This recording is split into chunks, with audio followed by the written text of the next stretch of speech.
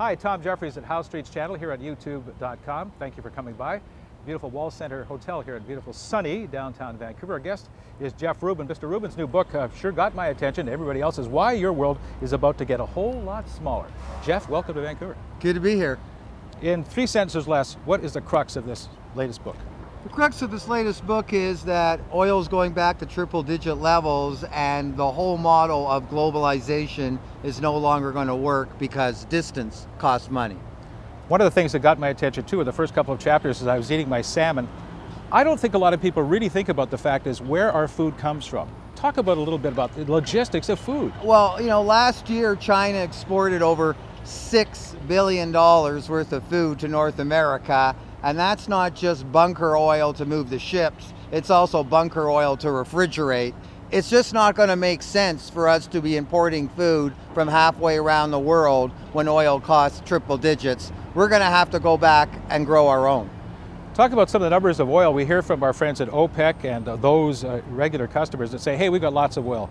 Production levels we can maintain. Give us a few words on that. Well, it's not that the world's running out of oil in some absolute geological sense. There's oil in sand, there's oil in shale. What the world's running out of is the kind of oil that you can afford to burn, the kind of oil that you can put in your car, the kind of oil that powers your entire way of life.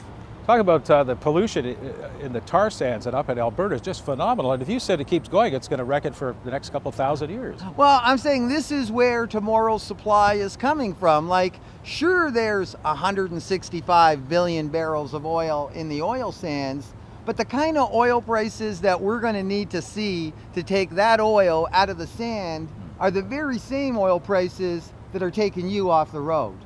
We saw a little dip when we got to the triple digits. People said, okay, back to the small cars. We talked about some of those new fancy hybrids. All of a sudden, gas goes down, everybody's back in their Hummers. Well, let's just talk about this dip. I mean, oil's roughly $70 a barrel. Yeah. Okay. But we're in what we're told by the economists is the deepest recession in the post-war period, not just in Canada, but in the entire oil-consuming world, and oil's $70 a barrel. Well, gee, today's depressed $70 barrel price, 4 or 5 years ago, that was an all-time record high. Yeah. Now that's where we are in a deep recession. Where do you think oil will be in the future? I was also horrified about ethanol. You did some of the math about the corn and feedstock. What do they think of this ethanol deal? Well, but behind the clear, clean-looking ethanol is a whole lot of natural gas and oil and coal. I mean, corn doesn't just grow itself. It doesn't just march itself down to the distillery plant and turn itself into ethanol. That takes a whole lot of hydrocarbons. 75% of the energy that you see in corn-based ethanol is basically hydrocarbons. And it takes it out of the food chain. Everything comes from corn. You talked about feedstock for just about everything that we put on our plate. That's right. And quite apart from ethanol, when we look at modern agriculture today, modern agriculture is really about turning hydrocarbons into food. And the challenge that poses for us is, does peak oil mean peak food? You talked about King Hubbard and the peak oil theory. Well, things have sure changed since Hubbard said that back in the early 70s. Now we've got a whole other half of the world that actually have cars. Back in 1980, 70, and 60, China, they were still on foot. And that's why, I think 50 million North Americans are going to be parking their cars in the next 10 years. And the obvious question is, well, doesn't that make the price of oil fall? Unfortunately, for everybody who's about to take the exit lane at this side of the world, there's 10 people lining up to get on the highways in places like China and India. Can you believe as we're standing here in early 2009, halfway through, that GM is no more as we knew it? Well, the question I have to ask is, why are we spending billions of dollars propping up an industry that's doomed to obsolescence by triple-digit oil prices? Why don't we invest in our future, not our past? When 50 million North Americans park their car, is there going to be a bus to get on? Right now, there isn't. It's public transit that we should be investing in, not single passenger cars. Let's talk about the future and how maybe some solutions besides that one you just put out, Jeff. Well, what do you think we should be doing? I think the solution is triple-digit oil prices, because you know what? When oil's like $2.50 a liter, no one's going to have to read my book to know what to do. Folk are going to exactly figure it out all for themselves. And I think that triple-digit oil prices is going to lead to a new way of life. I don't think it has to be apocalyptic. Right. It's only apocalyptic if we're going to commute 40 miles to work and back in our SUVs and bring our food in from 10,000 miles away.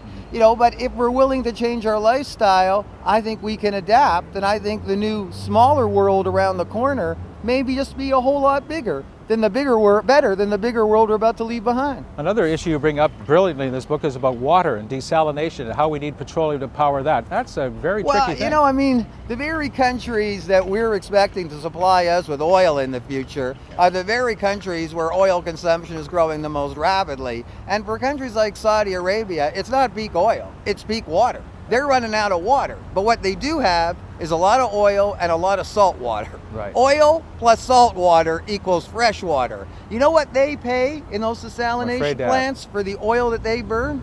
3 cents a gallon.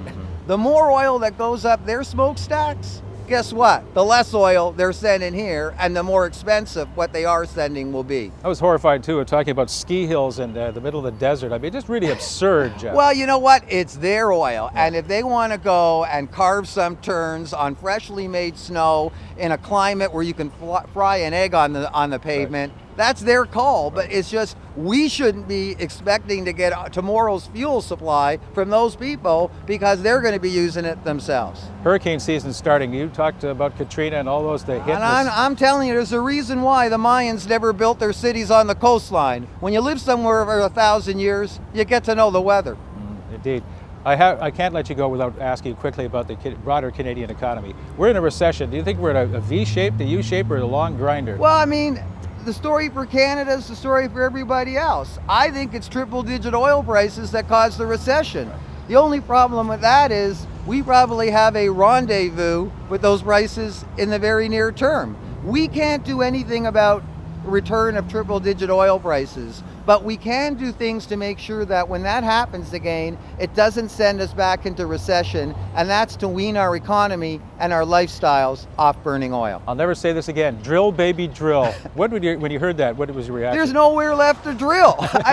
Put it this way, when the world's spending billions of dollars on oil sands, where you got to schlep 2 tons of sand, burn 1,400 cubic feet, pollute 250 gallons of water to make a single barrel synthetic oil, doesn't that say something about where world oil supply is today? I think we're going to face a change. Jeff, it's been a pleasure meeting you, seeing you on TV so many times. The book is just terrific. Why Your World is About to Get a Whole Lot Smaller. Jeff Rubin, my pleasure. Good to see you. Take care.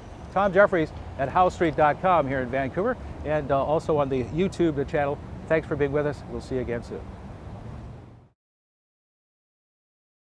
Comments made on How Street Video and HowStreet.com are an expression of opinion only and should not be construed in any matter whatsoever as recommendations to buy or sell any financial instrument at any time.